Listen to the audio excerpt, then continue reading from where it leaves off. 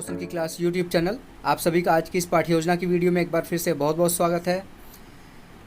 सबसे ऊपर अगर आप पाठ्य योजना बना रहे हो तो सबसे ऊपर आपको पाठ्य योजना संख्या लिखनी होती है। देख सकते हैं यहाँ पे आपको पाठ्य योजना संख्या 108 देखने को मिलेगी। यानी कि रोशन की क्लास यूट्यूब चैनल पे आज की वीडियो लेके 108 पाठ्य योजनाएँ अपलोडेड हैं अलग अलग सब्जेक्ट की। और आप लोगों की सहायता के लिए मैंने रोशन की क्लास यूट्यूब चैनल में जाएंगे तो प्लेलिस्ट बना रखी है अलग अलग सब्जेक्ट की। तो आप जाके आराम से अपने सब्जेक्ट, जिस सब्जेक्ट की आपको पाठ्य योजना चाहिए वो वहाँ से आप जाके आराम से ढूंढ सकते हैं। फिर भी अगर आपको उसमें आपकी मनपसंद पाठ्य योजना नहीं मिलती है, आपको किसी अलग प्रकरण के ऊपर पाठ्य योजना बनवानी है तो मुझे कमेंट बॉक्स में बताइए और 24 से 48 घंटे वेट करिए। मैं 24 से 48 घंटे के अंदर कोशिश करता हूँ कि जो भी आप लोग रिक्वेस्ट करते हैं, जिस हिसाब से रिक्वेस्ट आती है, एक साथ अगर 2-3 रिक्वेस्ट आ गई तो उतना ही दिन लग जाता है, तो उसको पूरा करने की कोशिश करता हूँ। सिर्फ आप लोगों को इतना काम करना है कि रोशन की क्लास यूट्यूब चैनल को सब्सक्राइब करने के साथ साथ बेल आइकन पर भी क्लिक करके रखिए, जिससे मैं कोई भी पाठ्य योजना आपके द्वारा मांगी गई पाठ्य योजना अपलोड करता हूं तो उसकी नोटिफिकेशन आप तक पहुंच जाए। तो चलिए दोस्तों, अब देर न करते हैं, शुरू करते हैं आज की वीडियो। आप देख सकते हैं सबसे ऊपर आपको पाठ्य योजना संख्या लिखना होता है, जिस तरीके से ये लिखा गया है बीच में। उसके बाद आपको विद्यालय का नाम लिखना होता है, जिस विद्यालय में आप पाठ्य योजना पढ़ाने के लिए जाएंगे। उसके बाद आपको कक्षा लिखनी होती है। तो हमारी आज की पाठ्य योजना की कक्षा है 9, वर्ग है अ, विषय है सामाजिक विज्ञान का, उप विषय है नागरिक शास्त्र, कालांश है द्वितीय, यानी कि कक्षा 9 के सेक्शन ए में हम दूसरे पीरियड में जाएंगे इस चैप्टर को पढ़ाने के लिए। अवधि है 40 मिनट की और दिनांक यहाँ पे लिखना होता है, जिससे ये पता चलता है कि आप किस डेट को पाठ्य योजना पढ़ाने के लिए गए थे। अगर फ्यूचर में कोई फाइल आपकी चेक करता है तो उसको ये पता चल जाएगा दिनांक देख के। उसके बाद आप देख सकते हैं हमारा प्रकरण है नगर परिषद। काफ़ी इंपॉर्टेंट चैप्टर है ये। आप इसको कक्षा 9 के साथ साथ कक्षा 8 से लेकर कक्षा 10 तक भी बना सकते हैं इस पाठ्य योजना को। कक्षा 8 में अगर बनाना चाहें तो भी बना सकते हैं, कक्षा 10 में बनाना चाहें तो भी बना सकते हैं। उसके बाद आप देख सकते हैं सामान्य उद्देश्य हेडिंग लिखा गया है। सामान्य उद्देश्य का मतलब होता है कि आपका जो आज का विषय है और उप विषय है सामाजिक विज्ञान विषय है और उप विषय है नागरिक शास्त्र, तो इन दोनों चीज़ों को पढ़ाने से बच्चों में किन किन चीज़ों का विकास करना है चाहते हैं आप एक शिक्षक होने के नाते, उसके बारे में यहाँ पे आपको अपने उद्देश्य लिखने होते हैं सामान्य उद्देश्य के अंतर्गत। इसमें मिनिमम आप 4 से 5 पॉइंट लिख सकते हैं और मैक्सिमम 8 से 10 पॉइंट लिखा जा सकता है। पहला पॉइंट है छात्रों में सामाजिक विज्ञान विषय के प्रति रुचि उत्पन्न करना। दूसरा इसमें पॉइंट है छात्रों के नागरिक गुणों का विकास करना। तीसरा पॉइंट है छात्रों का मानसिक विकास करना। चौथा पॉइंट है इसमें छात्रों को नागरिक शास्त्र की जानकारी देना। और पांचवा पॉइंट है छात्रों को सामाजिक विज्ञान की दैनिक जीवन में उपयोगिता को बताना। ये थे 5 पॉइंट सामान्य उद्देश्य के। अब आता है हमारा सामान्य उद्देश्य के बाद हेडिंग विशिष्ट उद्देश्य। जिस प्रकार सामान्य उद्देश्य आपके विषय और उप विषय को पढ़ाने से बच्चों में किन किन चीज़ों का विकास करने के ऊपर आधारित था, उसी तरीके से जो आपका विशिष्ट उद्देश्य के अंतर्गत पॉइंट लिखा जाता है वो आपका आज का जो चैप्टर पढ़ा रहा है नगर परिषद, उसको पढ़ाने से बच्चों में किन किन चीज़ों का विकास करना चाहते हैं उसके बारे में यहाँ पे लिखा जाता है। इसमें मिनिमम आप 2 से 3 पॉइंट लिख सकते हैं और मैक्सिमम 4 से 5 पॉइंट इसमें लिखा जा सकता है। तो देख लीजिए, पहला पॉइंट है इसमें छात्र नगर परिषद के बारे में ज्ञान प्राप्त कर सकेंगे। दूसरा पॉइंट है छात्र नगर परिषद की संरचना, महत्व और उपयोगिता का प्रत्याभिज्ञान कर सकेंगे। तीसरा पॉइंट है छात्र नगर पंचायत, नगर परिषद और नगर निगम में अंतर कर सकेंगे। ये है विशिष्ट उद्देश्य के 3 पॉइंट। अब आता है शिक्षण सहायक सामग्री। इसके नाम से ही यहाँ पे क्लियर हो जाता है कि शिक्षण कार्य करते समय जिस भी सहायक सामग्रियों की आप सहायता लेते हैं 40 मिनट की क्लास में, वो सारी चीज़ें यहाँ पे इस हेडिंग के अंतर्गत लिखी जाती हैं। तो अगर आप कोई चैप्टर पढ़ा रहे हैं, कोई लेसन प्लान पढ़ा रहे हैं, कोई चैप्टर किसी नॉर्मल एक शिक्षक हैं आप, तो भी अगर आप पढ़ाने के लिए विद्यालय में किसी गए हैं तो वहाँ पे आप चौक का यूज करेंगे, डस्टर का यूज करेंगे, श्यामपट का यूज करेंगे। अगर वहाँ पे श्यामपट परमानेंट श्यामपट नहीं है तो लपेट श्यामपट आप लेके जाएंगे। अगर कोई एक्स्ट्रा आप चार्ट बना के ले जाना चाहते हैं बच्चों को समझाने के लिए तो आप चार्ट भी बना के ले जा सकते हैं। उसके बाद संकेतक लेके जाएंगे, एक छड़ी के तरीके का होता है ये, जिसमें आगे का हिस्सा नुकीला होता है, जिससे आप दर्शाते हैं अपने हाथों से न दर्शा के। कोई चीज़ अगर श्यामपट में पढ़ा रहे हैं आप तो अपने हाथों से न दर्शा के, एक अच्छी विधि होती है संकेतक का यूज करते हैं, जिससे देखने में आसानी होती है बच्चों को, कोई चीज़ ढकता नहीं है पीछे उसके। उसके बाद पूर्व ज्ञान आता है। पूर्व ज्ञान में आपको लिखना है छात्रों को नगर स्वशासन की सामान्य जानकारी है। अब पूर्व ज्ञान के बाद आता है हमारा लेसन प्लान का सबसे इंपॉर्टेंट पॉइंट कहा जाने वाला हेडिंग प्रस्तावना प्रश्न। प्रस्तावना प्रश्न किसी भी लेसन प्लान का सबसे इंपॉर्टेंट पॉइंट इसलिए कहा जाता है कि क्योंकि इसमें जो इसके बनाने का तरीका होता है थोड़ा सा इसमें दिमाग लगाने की ज़रूरत होती है। इसके बेसिक आपको पता होने चाहिए कि इसमें कितने क्वेश्चन पूछे जाते हैं प्रकरण निकलवाने के लिए, या फिर इसका स्ट्रक्चर क्या होना चाहिए। तो इसमें देख लीजिए, इसका स्ट्रक्चर जो होता है वो 3 कॉलम का होता है। कुछ लोग इसको 2 कॉलम भी बना देते हैं, क्रम संख्या हटा देते हैं, लेकिन एक अच्छा जो प्रस्तावना प्रश्न होता है उसमें क्रम संख्या रखना चाहिए। तो इसमें 3 कॉलम बनाने होते हैं। क्रम संख्या, छात्राध्यापक कथन, छात्र छात्रा क्रिया। छात्राध्यापक की जगह छात्राध्यापिका है तो छात्राध्यापिका कथन हो जाएगा यहाँ पे हेडिंग। उसके बाद आप प्रश्न पूछेंगे और उस बच्चे उसका उत्तर देंगे। बस इसमें एक चीज़ ध्यान दीजिएगा कि प्रश्नों में एक दूसरे में कोई समानता होनी चाहिए। ऐसा ना हो कि एक प्रश्न कुछ दूसरा चीज़ बोल रहा है, दूसरा प्रश्न कुछ दूसरा, उसमें आप ज़बरदस्ती का डाल दिए हैं अपना प्रकरण निकलवाने के लिए, तो ऐसा नहीं होना चाहिए। और मिनिमम 3 प्रश्न पूछ के आप अपना प्रस्तावना, प्रश्न का 3 क्वेश्चन करके अपना प्रकरण निकलवा सकते हैं, और मैक्सिमम 5 से 6 प्रश्न इसमें पूछा जा सकता है। तो देख लीजिए, पहला प्रश्न पूछेंगे बच्चों से आप, छात्रों हम लोग किस देश में रहते हैं? तो बच्चे बता देंगे भारत में। भारत के विकास कार्य की मुख्य जिम्मेदारी किसकी है? तो बच्चे बताएंगे भारत सरकार की। तीसरा प्रश्न फिर आता है, जिस प्रकार गाँव में ग्राम पंचायत होता है उसी प्रकार शहरों में क्या होता है? तो बच्चे बता देंगे नगर पंचायत होता है, नगर परिषद। जैसे आपकी क्लास में कुछ बच्चे तो होंगे ही, मतलब 20, 25, 30 ऐसे बच्चे तो होंगे ही कक्षा 9 में, तो कुछ बच्चे हो सकता है बताएं उसमें से ग्राम पंचायत, कुछ बच्चे उसमें से बताएं नगर पंचायत, कुछ बच्चे उसमें से बताएं नगर परिषद, या फिर नगर परिषद को ही आप, उसके बाद तीसरा आता है नगर पालिका, कहते हैं नगर परिषद को ही। उसके बाद तीसरा यहाँ पे बता सकते हैं वो लोग नगर निगम। अब उसके बाद चौथा यहाँ पे प्रश्न पूछेंगे बच्चों से, छात्रों नगर परिषद के बारे में विस्तार पूर्वक बताइए। तो बच्चे मौन हो जाएंगे। हो सकता है वो आपके प्रश्न का उत्तर दे भी सकते हैं कुछ बच्चे, लेकिन ज़्यादातर बच्चे नहीं दे पाएंगे, वो शांत रहेंगे। इसका मतलब ये है कि उनको नहीं पता इसके बारे में, तो ये प्रश्न उनके लिए हो जाएगा समस्यात्मक प्रश्न। तो ये था प्रस्तावना प्रश्न के 4 प्रश्न। आप एक बार फिर से देख लीजिएगा पूरा, गलती मत करिएगा, वीडियो रोक के भी आप लिख सकते हैं। कुछ गलती मत किया करिए, फाइल में एक भी कटपिट हो जाता है तो बहुत देखने में गंदा लगता है, इसलिए कोई भी गलती मत करिए, वीडियो को रोक लीजिए, लिख लीजिए, फिर वीडियो को आगे प्ले कर दीजिए।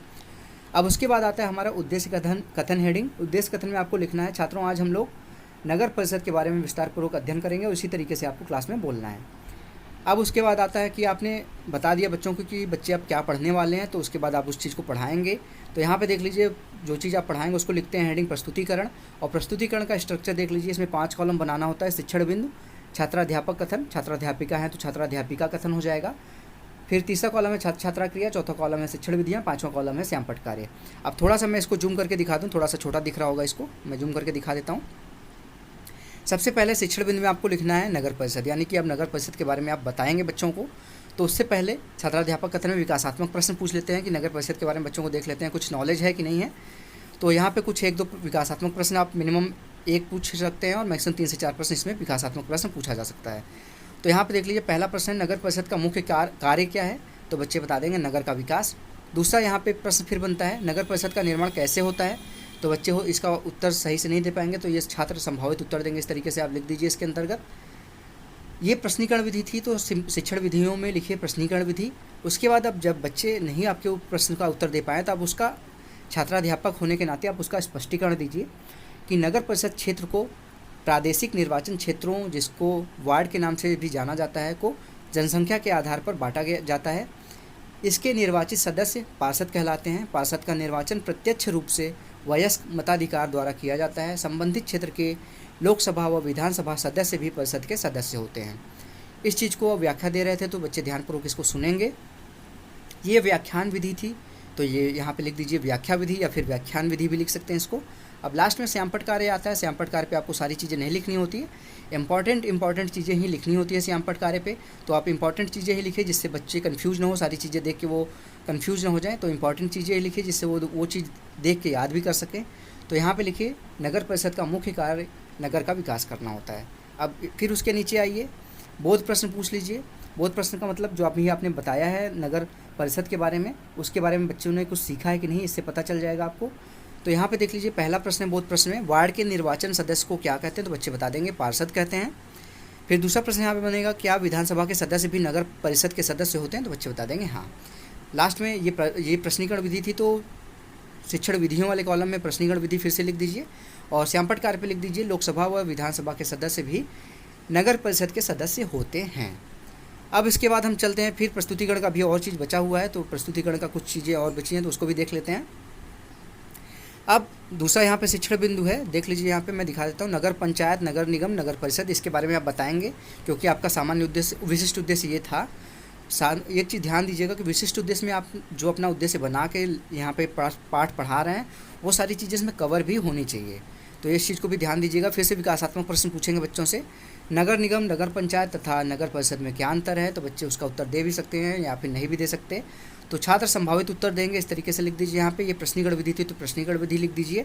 अब इसके बाद स्पष्टीकरण दीजिए, क्योंकि सारे बच्चे आपके पूछे गए प्रश्न को उत्तर नहीं दे पाए हैं, तो यहाँ पे इसका स्पष्टीकरण देंगे आप। नगर पंचायत, नगर परिषद और नगर निगम शहरी क्षेत्र की स्थानीय स्वशासी संस्थाएं हैं। इनका कार्यकाल 5 वर्ष का होता है। जिस शहर या कस्बे की आबादी 5,000 से 1 लाख के बीच होती है वहाँ नगर पंचायत। जिस शहर की जनसंख्या 1 लाख से 5 लाख के बीच होती है वहाँ नगर परिषद या फिर इसी को नगर पालिका भी कहते हैं। और तथा जिस शहर की आबादी 5 लाख से अधिक होती है वहाँ नगर निगम होता है। अब बोध प्रश्न पूछेंगे आप, इसके सामने देख लेते हैं क्या लिखा है। इसके सामने आपको लिखना है, छात्र छात्रा ध्यानपूर्वक सुनेंगे। व्याख्या विधि थी तो व्याख्या विधि लिख दीजिए। लास्ट में श्यामपट्ट कार्य पे आपको लिखना है नगर पंचायत की जनसंख्या 5,000 से 1 लाख होती है। अब इसके बाद फिर से नीचे आएंगे, बोध प्रश्न देख लेते हैं। यहाँ पे एक प्रश्न पूछा गया, बोध प्रश्न, नगर परिषद के लिए शहर की जनसंख्या कितनी होनी चाहिए? तो बच्चे बता देंगे नगर परिषद के लिए जनसंख्या 1 लाख से 5 लाख के बीच होनी चाहिए। ये प्रश्नीकरण विधि थी तो यहाँ पे श्यामपट्ट, यहाँ पे शिक्षण विधियों में प्रश्नीकरण विधि फिर से लिख देंगे आप। तो ये देख लीजिए पूरा आपका यहाँ पे प्रस्तुतिकरण कंप्लीट हो जाता है। अगर आप कुछ इंपॉर्टेंट चीज़ें और बढ़ाना चाहते हैं तो इसके आगे आप बढ़ा सकते हैं, ऐसा डिसाइड नहीं है कि इतना ही लिखेंगे। कक्षा 8 में जाएंगे तो इससे कम भी लिख सकते हैं, कक्षा 10 में जाएंगे तो इससे ज़्यादा भी लिख सकते हैं, वो आपके ऊपर है आप कितना पढ़ाना चाहते हैं बच्चों को। उसके बाद आता है अब हमारा पुनरावृत्ति का प्रश्न, यानी कि आपका चैप्टर आपने पढ़ा लिया है। अब पुनरावृत्ति का प्रश्न पूछेंगे बच्चों से कि देखेंगे यहाँ पे कि जब बच्चों का ध्यान 40 मिनट की क्लास आप पढ़ा रहे हैं तो बच्चों का ध्यान इधर उधर भटकने लगता है। तो एक अच्छे शिक्षक की यही निशानी होती है कि जब बच्चों का ध्यान इधर उधर भटकने लगे तो शिक्षक पहचाने उस स्थिति को और उसी समय कुछ प्रश्न पूछ ले क्लास से, जिससे बच्चों का ध्यान जो भटक रहा है वो पढ़ाई की तरफ वापस आ जाए। तो यहाँ पे आप मिनिमम 1 से 2 प्रश्न पूछ सकते हैं, मैक्सिमम 3 से 4 प्रश्न इसमें पूछा जा सकता है। पहला प्रश्न है वार्ड के सदस्य को क्या कहते हैं। दूसरा प्रश्न है नगर निगम के लिए किसी शहर की जनसंख्या कितने से कितने अधिक होनी चाहिए, कितने से अधिक होनी चाहिए, ये चीज़ ध्यान दीजिएगा। अब आता है मूल्यांकन का प्रश्न। यहाँ पे शिक्षक अपना मूल्यांकन करता है कि उसने जो 40 मिनट की क्लास में पढ़ाया है वो कितने अच्छे तरीके से पढ़ाया है। अगर अच्छे तरीके से पढ़ाया है तो बच्चे उसके पूछे गए प्रश्नों का उत्तर दे पाएंगे, अगर नहीं पढ़ाया है तो बच्चे, कोई भी बच्चा उसके पूछे गए प्रश्नों का उत्तर ज़्यादातर बच्चे नहीं दे पाएंगे। अगर नहीं दे पाते हैं तो उसके पढ़ाने के तरीके में कुछ न कुछ कमी है, तो उसको फिर से अपने पढ़ाने के तरीके में कुछ न कुछ इनोवेशन करने की ज़रूरत है, कुछ सुधार करने की ज़रूरत है, जिससे बच्चों को सारी चीज़ें समझ में आए। यहाँ पे भी आप मिनिमम 1 से 2 प्रश्न पूछ सकते हैं, मैक्सिमम 3 से 4 प्रश्न इसमें भी पूछा जा सकता है। तो देख लीजिए, पहला प्रश्न है पार्षद का निर्वाचन कैसे होता है और दूसरा प्रश्न है नगर पंचायत तथा नगर परिषद में क्या अंतर है। अब लास्ट में आता है हमारा गृह कार्य, यानी कि होमवर्क। ये कार्य दिया जाता है बच्चों को घर से करके लाने के लिए। इसमें आप देख लीजिए, यहाँ पे प्रश्न देंगे, नगर परिषद के कार्यों को विस्तारपूर्वक लिख कर लाना है। तो इस तरीके से आप बोलेंगे प्रश्न और बोलेंगे बच्चों से कि नेक्स्ट क्लास में ये चेक होगा, तो लिख के ले आइएगा अपनी कॉपी पे। तो गृह कार्य समाप्त होने के साथ ही हमारा आज का लेसन प्लान यानी कि पाठ्य योजना यहाँ पे समाप्त होता है। दोस्तों, अगर आप लोगों को आज की पाठ्य योजना पसंद आई हो तो प्लीज़ इस वीडियो को लाइक कर दीजिएगा। जितनी भी लाइक आप लोग करेंगे उतना ही मुझे मोटिवेशन मिलता है, मैं और इतनी ही तेज़ी से और मेहनत करने की कोशिश करूँगा कि आप लोगों के द्वारा जो भी मैं आप लोगों की हेल्प कर सकूँ उतनी हेल्प करूँ आप लोगों की।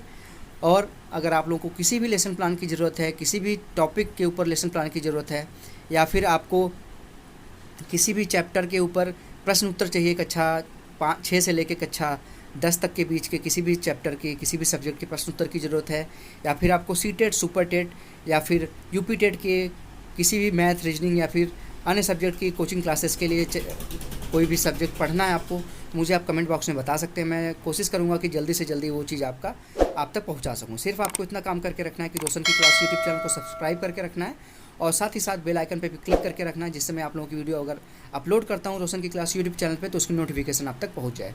तो फ्रेंड्स, मिलते हैं नेक्स्ट वीडियो में, तब तक के लिए आप लोगों का बहुत बहुत धन्यवाद। जय हिंद, वंदे मातरम।